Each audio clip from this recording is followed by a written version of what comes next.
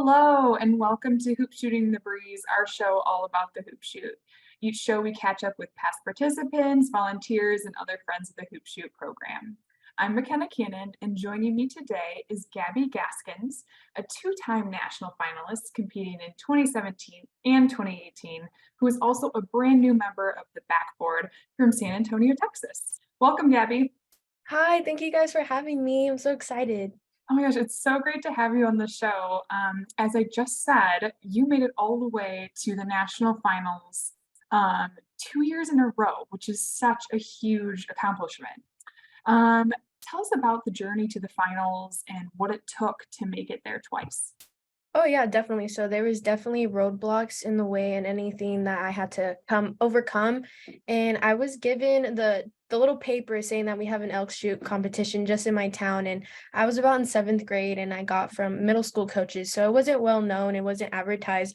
So knowing that there was younger competitors and they got like that head start that could eventually move up, I didn't have that advantage because it was kind of just like thrown at me. So I was like, whoa, wait, what is this opportunity? And opportunities like this only come, every so often. So it's like, I have to do this. There's no way I can't do it. Mhm. So the first time around, I made it to regionals, and regionals was a big stage. It was definitely way bigger than I thought it was going to be and way more than what I expected. And so being this 12-year-old girl, having everyone look at you from different countries, I mean, different states and things like that, was very eye-opening. So I didn't even reach regionals. I didn't pass regionals. And so after that year, I was very disappointed, but I was like, we have, 2 more years. You can still bounce back and you still have opportunities. It's not just one and done.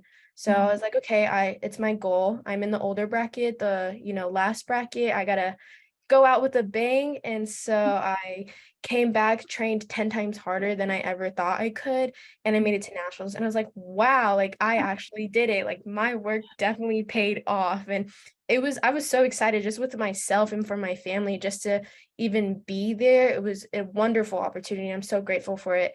But then I placed seventh, and that stage was 10 times bigger than regionals. So I was just like, does it keep getting bigger?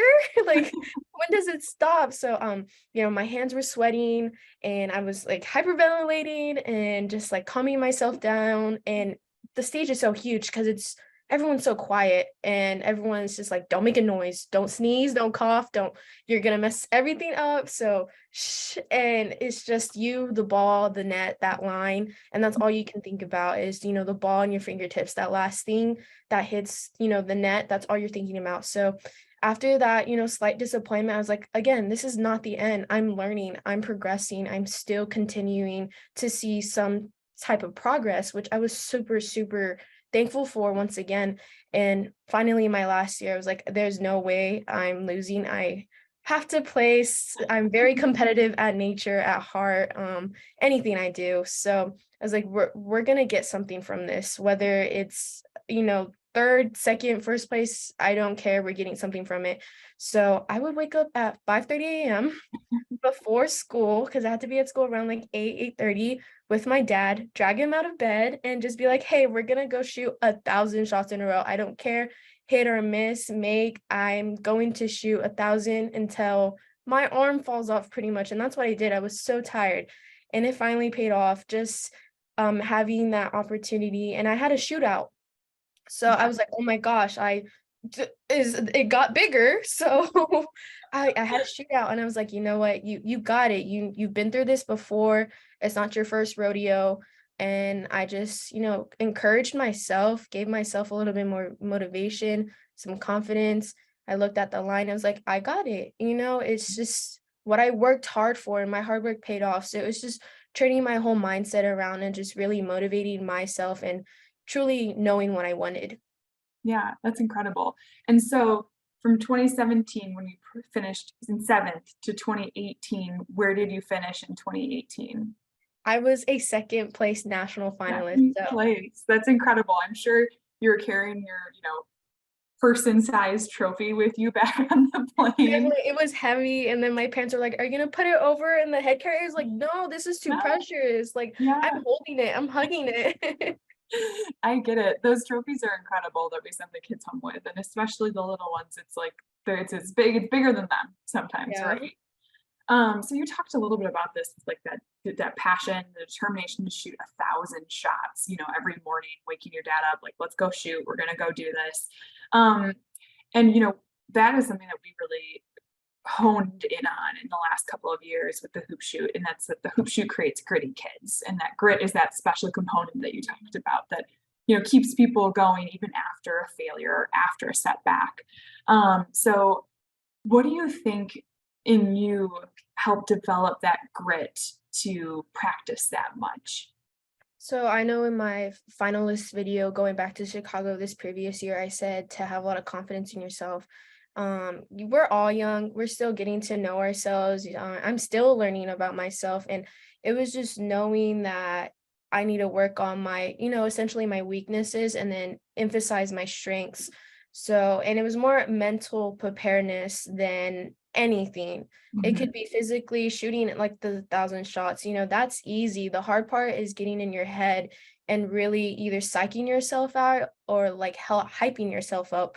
Mhm. So developing that grit was not just physically waking up so early in the morning and pushing myself is like, okay, today's going to be a good day. I'm going to shoot and this is how it's going to end. And so it was just more predicting that outcome and seeing the success before it happened. You can't just be determined and have a goal and just say, okay, I'm going to meet that goal. It's more like I'm going to achieve it and see more afterwards. So it's Mhm. just knowing that I wanted, better or more than what I had thought and putting in that effort into getting that sense of grit was just motivating more. Mhm. Just like keep giving it to me. I Yeah. want more of this. I don't care how many times I have to wake up in the morning. This feels good and it was a healthy good. And so that really kept me motivated, entertained, Yeah. happy, and I was having fun. So the fun part and really learning myself, that's what motivated me to get the sense of grit. Yeah, that's awesome. And I think that you've really captured the spirit of grit too. It's not just about the determination, but it's also about the passion. You have to really care and want to succeed in something in order to make it and have that. That's what grit is all about. It's like both the determination and the drive. So I think that's fantastic. And you touched a little bit about this as well just now. Last year, you submitted an I Am Elks hoop shoot video and won a trip to the 50th anniversary finals in Chicago. And in your video, you said that the best lesson you learned in the hoop shoot was to always have pride, no matter what happens. I think that's just a great statement for anyone doing anything. But do you think that still holds true to you today? Oh, definitely. I think it aligns with your sense of character and who you are. And like going back to what I said, we're still figuring ourselves out. I'm going to be 19 in less than 6 months. I have no idea 100% who I am yet. And that's a good thing. You shouldn't know. And so being prideful of what you're doing, whether it's serving community, whether it's getting good grades, or just your sense of character, anything like that, if you can be proud of you put your best on the plate, you put your full effort on there, and no matter was it a success or a failure, because nothing is ever a failure. It's always a learning opportunity. No one ever fails. It's either you learn or you don't learn, and that's okay. So if you're prideful in your actions and the words that you speak and who you are, you should always be super proud of what you do, who you help, and how you feel afterwards. Yeah, that's incredible. I love that mentality of, it's everything's a learning opportunity. You can always have pride in your best effort. So it's fantastic. Um, and speaking of kind of figuring things out, you're in your freshman year at the University of Texas San Antonio. Do you feel that, yeah, ooh, repping the school? Yeah. That's fantastic. Do you feel that participating in the hoop shoot has helped you prepare for your studies and your future endeavors? Definitely, just getting that that in-person experience with different Mhm. people, not just in this tiny, little section of where I grew up at. It's just getting all over from Texas, from everywhere, and building that sense of community. The Elks have given us a community to strive and thrive in, and that's what I really appreciate with this organization and program. It's not just individuals or I'm from Texas and you're from Ohio. We're competing together. No, we're all participants, whether it's past, present, or future, and we're still in this sense of community. So with that, building relationships came easy for me at a young age, and still now. I have to talk a lot in my major, so I major in political science. That has to do with law and government. So talking to, super high authorities who don't even know my name, and I have to look up to them, and like, you can hear my voice, you can talk to me, I will speak to you, I will respond back. So building those relationships and just be able to start a conversation, whether it's about the sky being blue or, I like your outfit. It's just so simple to start a conversation for me. And, one word can start a whole relationship and bond. I've met so many amazing people, and just being able to talk to them one on one or even in a group with no sense of nerves and just comfortability. I think that's what I've gained from Elks and just the whole organization in my time being there as a participant. Just be able to have fun and be who I am, and not sugarcoating anything. That's great. And I think that, a lot of times we talk about, developing pride and perseverance and grit. But it's so great that you touched on also that we build relationships through the hoop shoot. That's not something that we talk about it a lot, but it's nice to hear it from a participant too, right? Where it's like, this is something that helped me develop more relationships and feel comfortable in different settings. So that's great. Um, so, besides obviously going to the national finals multiple times, really spending so much time on the court, are there any hoop shoot experiences or volunteers that you met along the way that are particularly special or memorable to you? Mr. Greg, unfortunately, I don't remember his last name. Mr. Greg and his wife, he was, I believe, a referee, and it was both my national appearance, maybe my last. I'm not sure. It's a little foggy up there. Yeah. Um, but he was one of the refs, and this big 6-foot man, out of nowhere, and he just was a big old teddy bear, and he just kind of like swooped me up, and he felt like a grandpa to me. He's like, how are you doing, sweetie? How are you feeling? Always preparing me, make sure that I was eating and not, drowning myself in stress or anything like that. And he was just a big old help and just comfortability again. And just, I felt loved, just so welcome and open, and just like, you made it this far, you deserve the world. That's how I felt with him.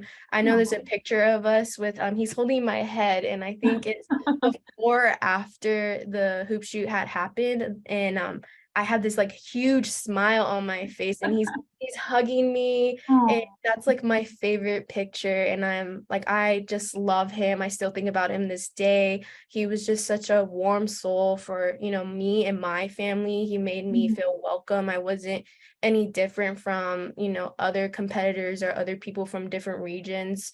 So I definitely love him. And then there's Mr. Kelly. I still in touch with him. He's a blessing sent from heaven, I would say that.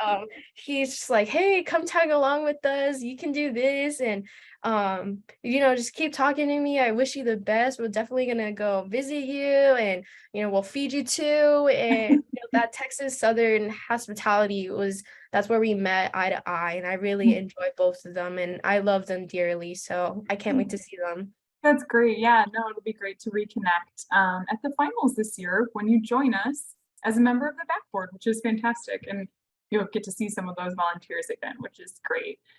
Besides that, what are you most looking forward to about being on the backboard? Oh my gosh. I love Chicago. I love the weather, but we've been getting some cold and rainy weather down here. So I think I'm a little over it already. But just being on the court with other younger kids, seeing myself through them, or maybe just being a simple inspiration, like, oh, she helped me when I was practicing, and she wished me luck, and just giving that sense of motivation to especially the younger kids. I know it's a lot. I mean, it was a lot for me. And then about a year and a half ago, I had a seizure. I have epilepsy. So I was unable to participate in my sport for a whole year, and it was my senior year. So I couldn't play my senior year. And just being surrounded in that court and that likeness, hearing the balls bounce and hearing the net go, and just the smell even just brought me like memories. So just being on the court with others who have the same passion and are motivating, it's just so welcoming, and I miss it. It brings so much memories, happy memories. And I can't wait to just be there of support, just generally be there for the kids and help them with anything that they need. Awesome. That's great. And yeah, thank you for sharing. All right, finally, do you have any advice for future or present hoop shooters? Love all your accomplishments and what you do. And I think this would go for maybe the older kids. Love yourself. You're so worried about maybe making your parents proud or your city, your state proud, but you gotta love yourself and make yourself proud too. It's always gonna start with you and it's always gonna end with you. So love that all you do and what you give out. Make sure it's your very best. And even it's not, you still tried. So love yourself first and foremost, because if you don't, it's not going to be fun. It's not going to be a fun ride, and it's not going to be fun for anyone as well. So love who you are, who you continue to be, and love how much you're going to grow in just not this competition, but in life and any endeavors that you guys have. And love with that, love your accomplishments and any stepping stones that you break, because it's just adding a little spice to your life, and that's just great. So love yourself and love everything that you do. That's perfect. I couldn't say any advice better than that. That's fantastic. Thank you so much again for joining me today, Gabby. We'll be back next month with another exciting interview. But before we sign off, we have the December service scorecard to announce.